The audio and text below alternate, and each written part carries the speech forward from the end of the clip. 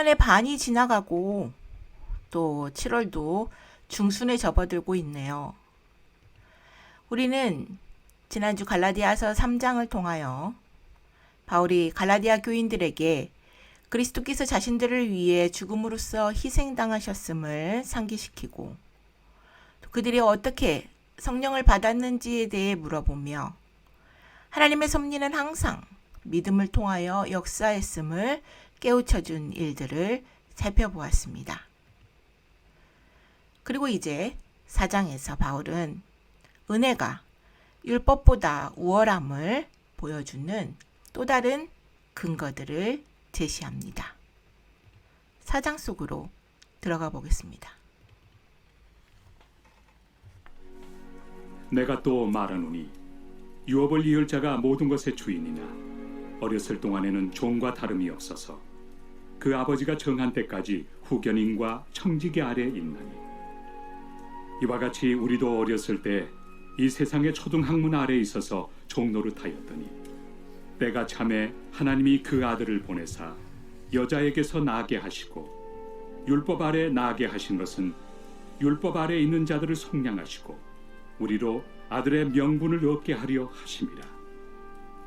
너희가 아들이므로 하나님이 그 아들의 영을 우리 마음 가운데 보내사 아빠 아버지라 부르게 하셨느니라.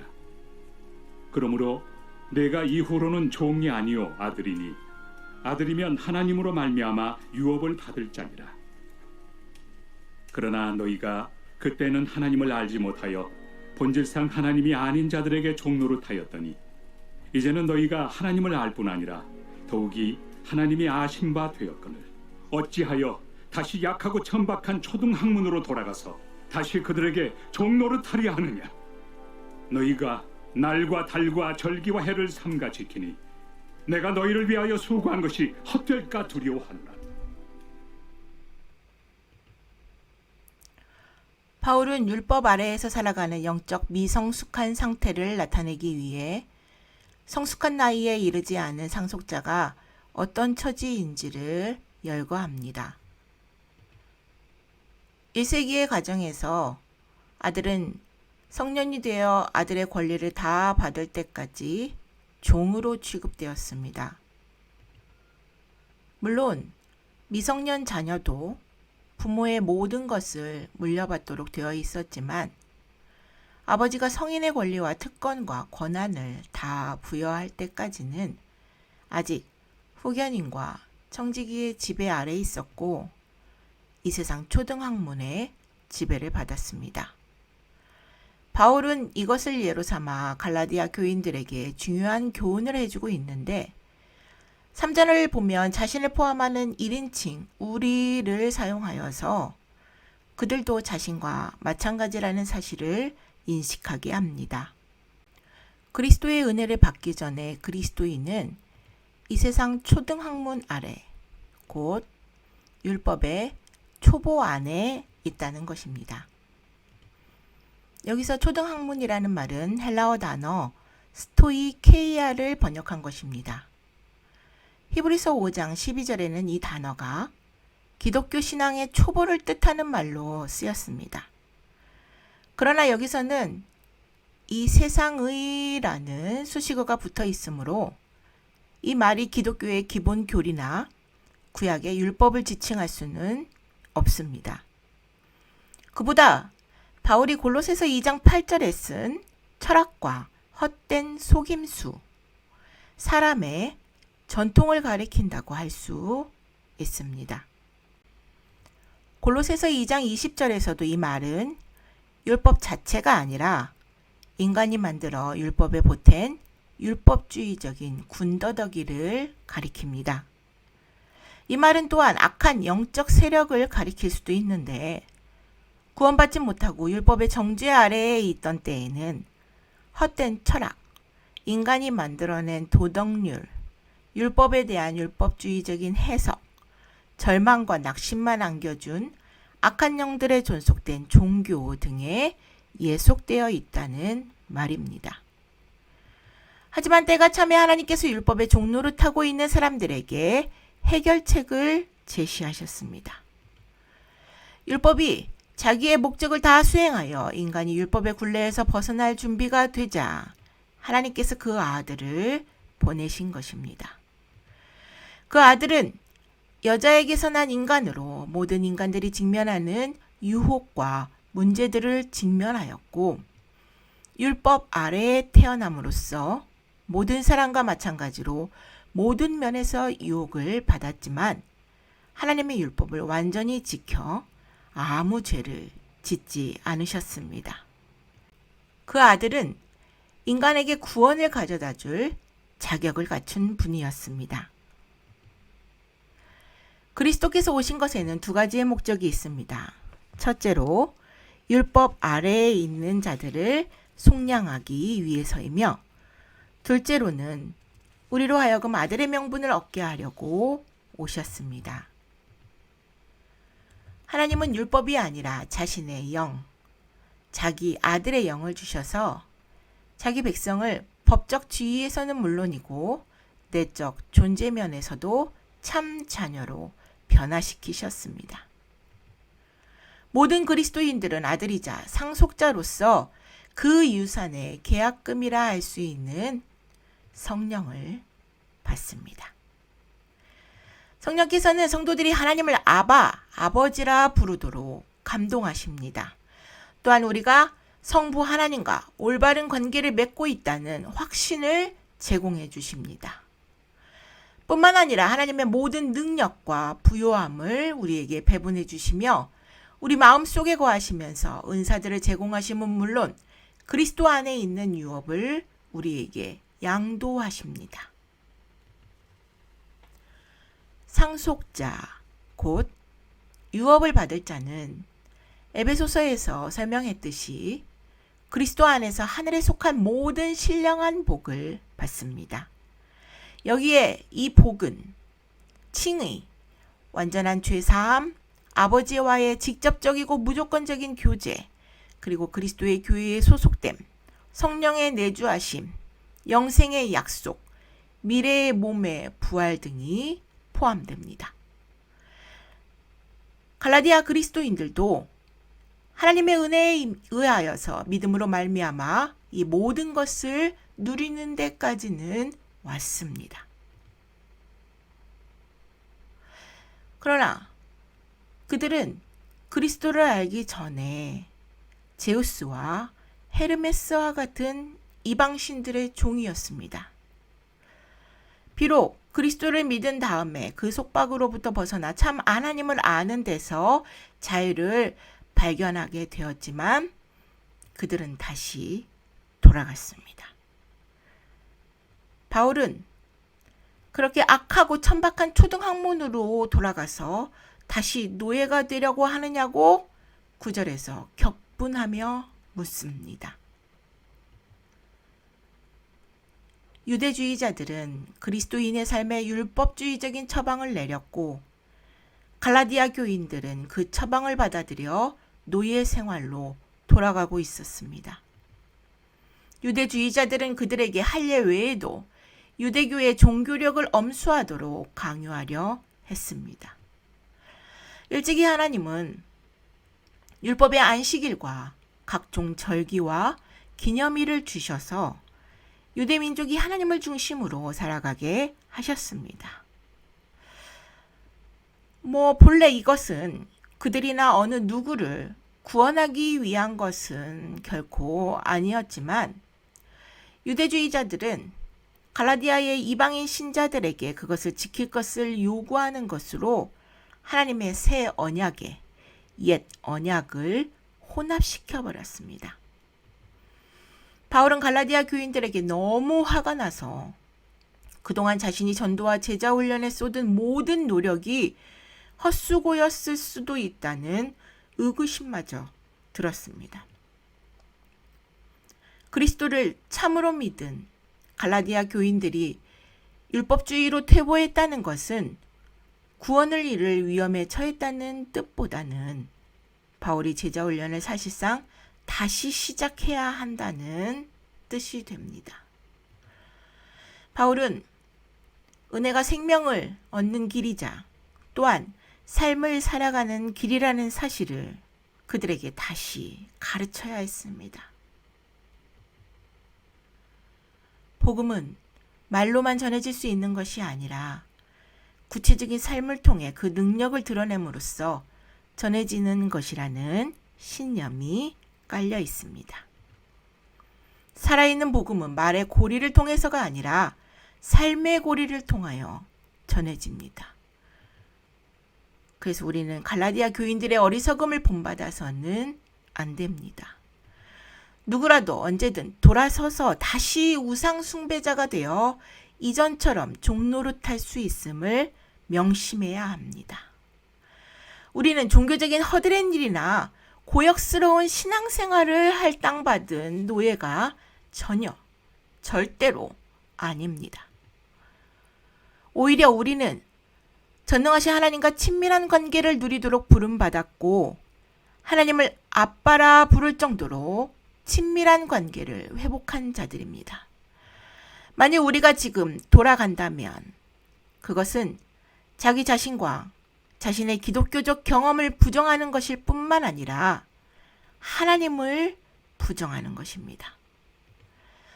제 아무리 좋은 일이라 할지라도 율법의 행위만으로는 영혼의 깊은 욕망을 없애주거나 만족시키지 못합니다. 형제들아, 내가 너희와 같이 되었은즉 너희도 나와 같이 되기를 구하노라. 너희가 내게 해롭게 하지 아니하였느니라. 내가 처음에 육체의 약함으로 말미암아 너희에게 복음을 전한 것을 너희가 아는 바라. 너희를 시험하는 것이 내 육체에 있으되 이것을 너희가 업신여기지도 아니하며 버리지도 아니하고 오직 나를 하나님의 천사와 같이 또는 그리스도 예수와 같이 영접하였도다. 너희의 복이 지금 어디 있느냐? 내가 너희에게 증언하노니 너희가 할 수만 있었더라면 너희의 눈이라도 빼어 나에게 주었으리라. 그런즉 내가 너희에게 참된 말을 함으로 원수가 되었느냐? 그들이 너희에게 대하여 열심 내는 것은 좋은 뜻이 아니요 오직 너희를 이간시켜 너희로 그들에게 대하여 열심을 내게 하려 함이라. 좋은 일에 대하여 열심으로 사모함을 받음은 내가 너희를 대하였을 때뿐 아니라 언제든지 좋으니라.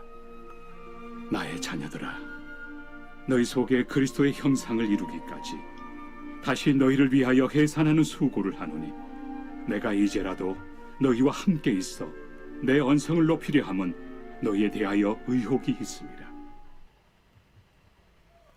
바울이 처음 갈라디아를 방문하여 복음을 전파했을 때 갈라디아 교인들은 그를 따뜻하게 맞아주었습니다. 이제 바울은 그때의 환대와 그로 말미암은 관계들에 호소하며 그들로 하여금 다시 은혜로 돌아오도록 동기를 부여합니다. 12절에 바울이 갈라디아 교인들처럼 되었다는 말은 무슨 의미일까요? 바울은 효과적인 복음의 선포를 위해 자신의 자유와 권리를 포기하고 여러 사람에게 여러 모양이 되었습니다. 바울은 유대인들에게는 유대인이 되었고 율법이 없는 사람들에게는 율법 없는 자가 되었으며 약한 자들에게는 약해졌습니다. 이 모두가 복음을 위해서였습니다. 마찬가지로 갈라디아인들에게도 할 수 있는 대로 그들의 형편에 맞추어 한 사람이라도 더 구원하려고 그들의 언어로 말하고 그들의 음식을 먹고 그들의 문화를 존중했습니다. 13절과 14절에서 바울은 자신이 첫 번째 선교 여행에서 처음 만났을 때 기쁨으로 교제했던 일들을 언급합니다. 바울이 갈라디아 교인들에게 처음으로 복음을 전한 것은 그가 병중에 있을 때였으나 그들은 아무런 해도 끼치지 않고 오히려 매우 잘 대해 주었습니다. 실제로 바울은 그들이 자신을 하나님의 천사와 같이 또는 그리스도 예수와 같이 영접하였다고 말합니다. 그런데 할 수만 있다면 눈이라도 빼어주려고 했던 자들이 이제는 더 이상 기쁨으로 맞이하지 않았습니다. 분명 모든 것은 변해 있었습니다. 거짓 교사들이 들어와서 갈라디아 교인들에게 바울이 합법적인 사도가 아니며 그의 복음은 율법을 배제하고 있기 때문에 결함이 있다고 확신시켜 주었습니다. 갈라디아 교인들은 바울이 전한 진리에서 돌아서서 다시 율법이라는 수건을 뒤집어 쓰고 성령의 인도를 받는 대신 율법을 다시 그들의 삶의 지침으로 삼았습니다. 즉, 그리스도께서 완성하신 일에 대한 믿음을 통해서가 아니라 자신들의 선행을 통해서 다시 하나님의 호의를 얻으려 했던 것입니다. 그럼에도 불구하고 사도 바울은 갈라디아 교인들을 향해 여전히 애틋한 사랑을 갖고 있었습니다. 바울은 그들을 나의 자녀들이라고 부르면서 자신을 해산의 고통 중에 있는 산모에 비유합니다. 바울은 그들 속에 그리스도의 형상이 이루어지기를 갈망했습니다. 그리고 그들과 함께 있으면서 굳게 그러나 부드럽게 바로잡아주고 싶어 했습니다. 그리고 바울은 갈라디아 교인들이 다시 진리로 돌아오기를 바랬지만 그들은 그리스도인의 삶이라는 행로에서 큰 위기에 봉착해 있었습니다. 그런 그들에게 필요한 것이 있다면 바로 자유였습니다. 하지만 이 자유를 얻으려면 진리를 듣고 그대로 사는 길밖에 없었습니다. 때로 우리는 진리를 듣고 싶은 마음이 전혀 없는 경우가 있습니다. 특히 진리가 나의 영적 결함을 드러낼 때는 더 듣고 싶어 하지 않습니다. 설령 나를 아껴주는 사람이 사랑으로 말한다 해도 진리가 우리를 화나게 할 수 있습니다. 자신에 대한 나쁜 소식을 들으면 원한과 분노와 앙심을 품고 진리를 말하는 사람에게 오히려 비난을 퍼붓곤 합니다. 그것은 진리에 마주서는 고통을 피하고 변화를 피하기 위해서입니다. 하지만 인생을 오래 살아 참된 지혜를 존중할 줄 아는 하나님의 사람들을 보면 아무리 고약한 진리의 말일지라도 온전히 순복하며 기꺼이 진리를 듣고 수용하고 실천한다는 사실을 알 수 있습니다. 진리가 고통을 안겨줄 때도, 자신의 약점을 직시할 때도, 진리를 통해 삶을 변화시키는 그리스도의 능력을 의지할 수만 있다면 어느 순간 우리는 전혀 다르게 바뀐 자신의 모습을 발견하게 될 것입니다. 내게 말하라. 율법 아래 있고자 하는 자들아, 율법을 듣지 못하였느냐? 기록된 바 아브라함에게 두 아들이 있으니 하나는 여종에게서 하나는 자유 있는 여자에게서 낳았다 하였으며 여종에게서는 육체를 따라 낳고 자유 있는 여자에게서는 약속으로 말미암았느니라. 이것은 비유니 이 여자들은 두 언약이라. 하나는 신의 산으로부터 종을 낳은 자니 곧 하갈이라. 이 하갈은 아라비아에 있는 신의 산으로서 지금 있는 예루살렘과 같은 곳이니 그가 그 자녀들과 더불어 종노릇하고 오직 위에 있는 예루살렘은 자유자니 곧 우리 어머니라. 기록된 바 잉태하지 못한 자여 즐거워하라. 상고를 모르는 자여 소리질러 외치라. 이는 홀로 사는 자의 자녀가 남편 있는 자의 자녀보다 많음이라 하였으니 형제들아, 너희는 이삭과 같이 약속의 자녀라. 그러나 그때 육체를 따라 난 자가 성령을 따라 난 자를 박해한 것 같이 이제도 그러하도다. 그러나 성경이 무엇을 말하느냐? 여종과 그 아들을 내쫓으라. 여종의 아들이 자유 있는 여자의 아들과 더불어 유업을 얻지 못하리라 하였느니라. 그런즉 형제들아, 우리는 여종의 자녀가 아니요 자유 있는 여자의 자녀니라.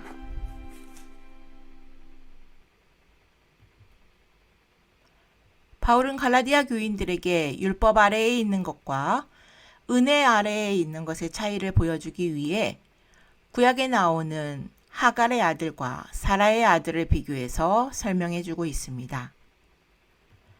21절은 어쩌면 바울이 빈정대는 투로 날카롭고 예리한 질문을 던지고 있다고 볼 수 있습니다. 내게 말하라. 율법 아래에 있고자 하는 자들아. 율법을 듣지 못하였느냐? 여기서 율법 아래라는 말은 율법에 순종한다는 뜻이 아니라 하나님 앞에서 자신의 신분을 율법에 의지한다는 뜻입니다. 즉, 율법을 전부 지키지도 못하면서 율법으로 사는 것만이 살 길이라고 말하는 자들을 향한 바울의 맹렬한 비난의 말입니다.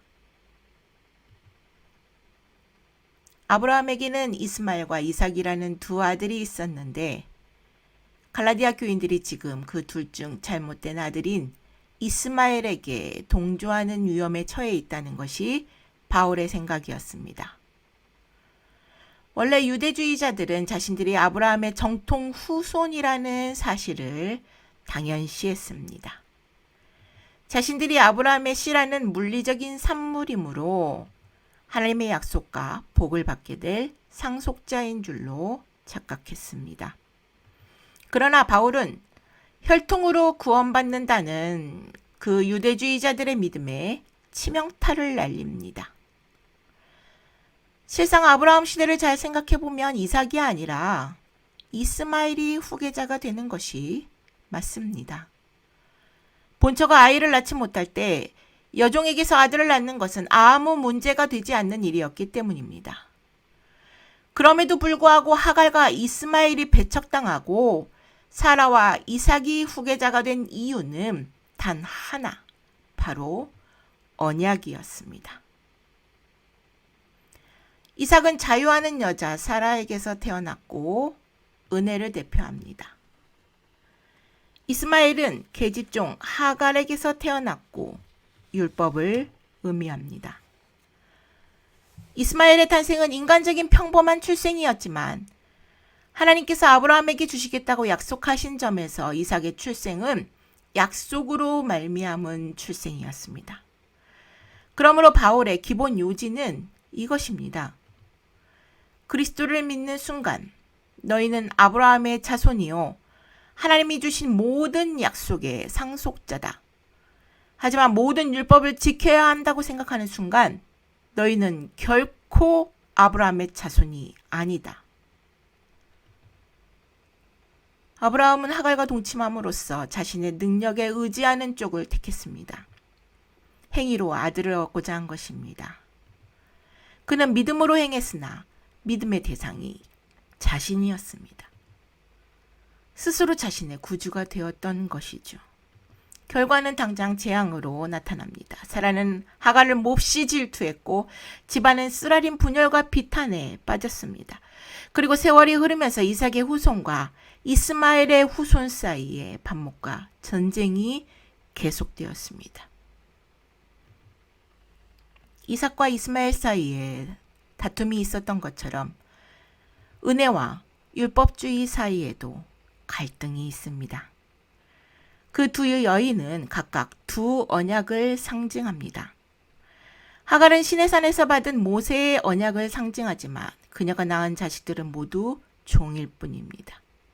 하갈이 종을 낳은 것처럼 율법도 종을 만들어냅니다. 마찬가지의 방식으로 사라는 아브라함과의 언약을 상징하며 그녀가 낳은 자식들은 모두 자유인입니다. 사라가 자유자를 낳은 것처럼 은혜도 자유자를 만들어냅니다.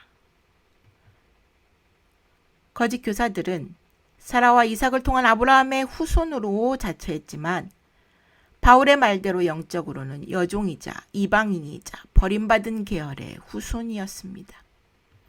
하나님을 대하는 그들의 자세와 마음은 하갈을 취하던 아브라함과 같았고 그들의 삶의 열매는 이스마엘이었습니다. 즉 종노릇만 더해졌을 뿐입니다. 혈통상으로는 사라의 후손이었지만 영혼과 마음은 자신들이 멸시하던 이방인과 같았습니다. 그들은 하나님의 초자연적인 은혜보다도 자신의 능력을 더 의지한 것입니다.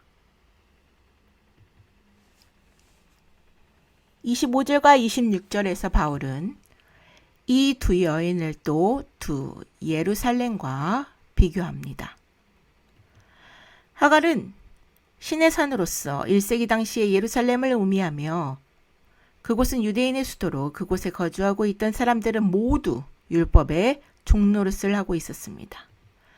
당시의 예루살렘은 정치적으로는 로마에 예속되어 있었고 종교적으로는 엄격한 율법주의에 예속되어 있었습니다. 반면 사라로 상징되는 새 언약은 하나님의 율법이 아니라 하나님의 약속에 기초한 것입니다. 히브리서 기자는 그리스도께서 갈보리에서 이 약속을 체결하시고 자신의 피로 인을 치셨다고 말합니다. 따라서 누구든지 오직 그리스도 안에서 오직 믿음으로 말미암아 이 언약에 들어오는 사람은 아브라함의 영적 자손이 되고 하늘에 있는 예루살렘의 상속자가 됩니다. 사라로 상징되는 위에 있는 예루살렘은 구속받은 백성이 장차 거하게 될 천국에 있는 하나님의 성을 의미하며 은유적으로는 그리스도 안에서 구속받아 시민권이 하늘에 있는 모든 사람을 가리키기도 합니다. 어느 경우든지 이 예루살렘은 그리스도를 믿음으로 말미암아 구원받은 사람들, 율법의 압제와 저주로부터 해방된 사람들을 의미합니다. 사라가 대표하는 은혜만이 영생으로 인도합니다. 27절에서 바울은 은혜가 율법보다도 우월하다는 논증을 부연하려고 이사야 54장 1절을 인용합니다. 이는 잉태하지 못하던 여자의 풍성한 결실을 선포하는 환희의 노래인데 본래 이사야가 이 말을 했던 대상은 바벨론에서 포로로 살고 있던 유대인들이었습니다. 이사야는 이 말을 함으로 그들의 예속 상태가 영원히 계속되지 않는 것이며 또 자유가 그들에게 주어질 것이라고 포로로 살고 있던 유대인들을 안심시켰습니다. 그들은 장차 고국으로 돌아와 이전보다 수가 더 많아질 것이라는 약속을 받았습니다. 은혜를 대표하는 사라는 처음에 자녀를 낳지 못했지만 나중에는 아브라함의 언약으로 말미암아 셀 수 없이 많은 영적인 자녀들을 낳았습니다. 그녀는 마침내 자기보다 젊은 하갈을 능가하게 되었습니다. 이것은 기독교, 즉 은혜의 상승과 유대주의, 곧 율법의 침체를 의도적으로 대조하는 것입니다. 이삭이 하나님의 약속의 결과로 초자연적으로 태어났듯이 모든 그리스도인도 하나님의 약속, 즉 아브라함을 통해 모든 족속이 복을 받으리라 하신 약속의 결과로 거듭납니다. 하지만 바울이 마지막으로 제시하는 이삭과 이스마엘의 근본적인 대비가 있습니다. 이것은 갈라디아의 상황에 직결되며 율법주의에 맞서는 우리의 싸움에도 직결됩니다. 이삭이 이스마엘의 핍박을 받은 것처럼 초기의 그리스도인은 율법주의자들로부터 박해를 받았습니다. 예수님도 박해를 당하셨습니다. 당시의 종교 지도자들은 아브라함의 참 씨이신 예수님을 대적하고 조롱하고 정죄하고 죽였습니다. 유대주의자들은 바울을 위시하여 은혜로 주어지는 자유를 옹호하는 모든 사람의 삶을 생지옥으로 만들었습니다. 중세 말기와 종교개혁 시대의 개신교도들은 교황들과 충성스러운 천주교 신자인 황제들과 왕들로부터 잔인한 박해를 당했습니다. 믿음으로 말미암아 은혜로 구원받는다는 교리를 옹호했다는 이유로 말입니다. 우리 시대에도 율법주의적인 그리스도인들은 참 그리스도인의 삶을 비참하게 만들 수 있습니다. 은혜의 달콤한 해방을 맛본 적이 없는 이들은 하나님의 말씀과는 무관하게 자신들의 욕망을 따라 세운 끝없는 율법의 목록으로 신자들을 가차없이 위압합니다. 30절에서 바울은 여종의 아들 이스마엘은 자유인인 사라의 아들 이삭과 유업을 함께 나누지 못할 것이라고 하나님께서 분명하게 밝히고 있음을 상기시킵니다. 율법 아래에서 사는 이들은 그리스도 안에 있는 이들의 유업을 얻지 못합니다. 자녀가 아버지의 재산을 물려받는 이유는 그들이 아버지의 자식으로 태어났기 때문입니다. 여기에서 바울은 오직 하나님의 영의 기적적인 사역을 통해 거듭난 이들은 하늘 아버지의 재산을 물려받을 수 있다고 말합니다. 종은 결코 아들이 얻는 복을 물려받지 못합니다. 그렇기에 바울은 자기의 편지를 받는 이들이 더 이상 종의 자녀가 아니라고 확언하면서 갈라디아 교인들에게 율법주의자들을 내쫓으라고 명령하고 있습니다. 창세기 21장 10절과 12절을 인용하여 지적하듯이 아브라함은 결국 하갈과 그녀의 아들 이스마엘을 내쫓았습니다. 양립할 수 없는 이스마엘과 이삭의 차이 때문이었습니다.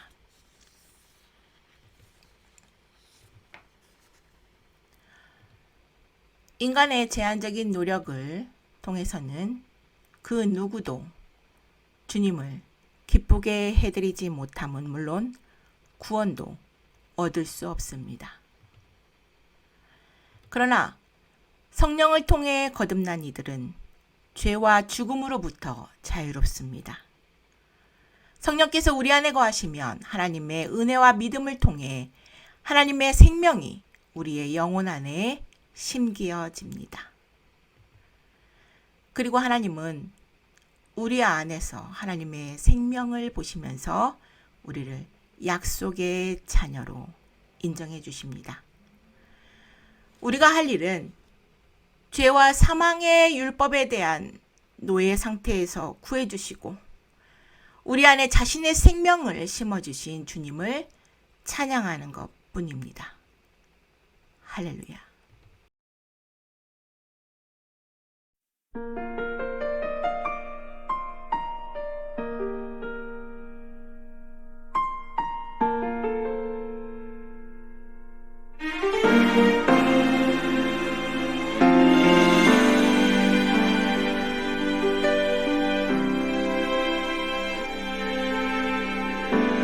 하나님의 형상 닮은 약속의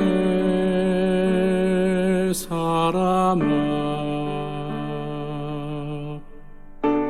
너는 하나님의 자녀, 하나님의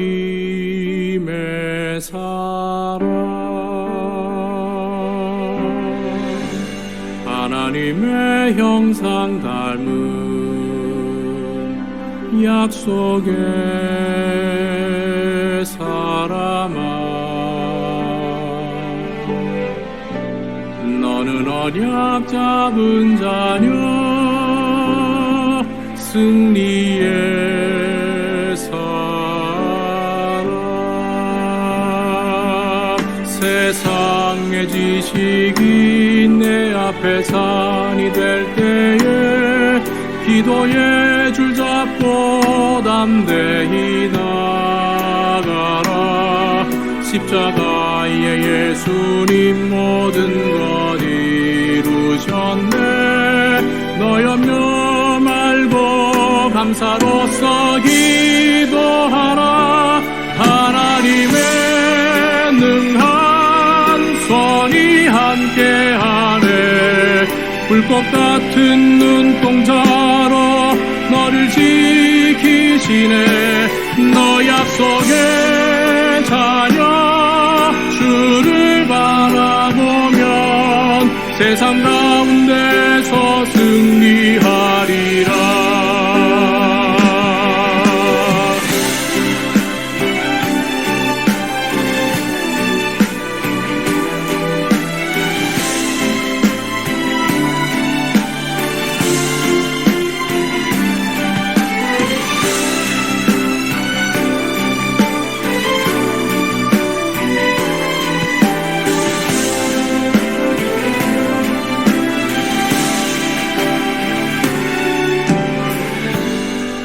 하나님의 형상 닮은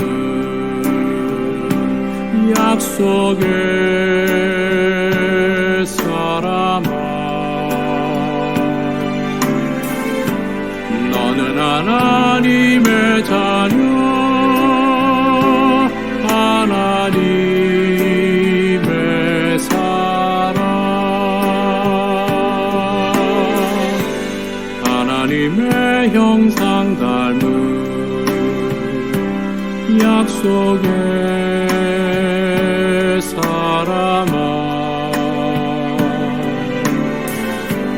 너는 언약 잡은 자녀,